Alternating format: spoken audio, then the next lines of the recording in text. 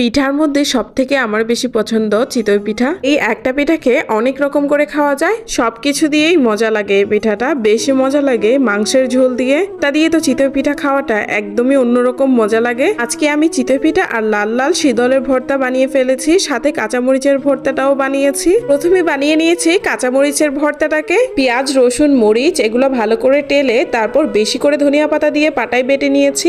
তারপর শুকনা মরিচের ভর্তাটাকে বানিয়ে নিয়েছি। শুকনা মরিচগুলোকে একটু ভালো করে ভেজে তারপর আমি পাটায় বেটে নিয়েছি, সাথে কিন্তু আমি শীতল দিয়েছি। শীতল না দিলে কিন্তু আর খুব একটা মজা লাগবে না এই ভর্তাগুলা। আমার চিতই পিঠা কিন্তু একদম পারফেক্ট হয়েছে। চিতই পিঠা বানাবো আর সবাইকে দিব না, এটা তো হয় না। আমাদের বাড়িওয়ালা আন্টি খুব আদর করে আমাদেরকে, ওনাকে কিছু ফেলে খেতে একদমই ইচ্ছে করে না। আর এদিকে রেশমা বসে গেল চিতই পিঠা নিয়ে। চিতই পিঠা আমাদের হয়ে গিয়েছে। ভর্তাটা যা মজা ছিল সেটা তো বলার মতোই না।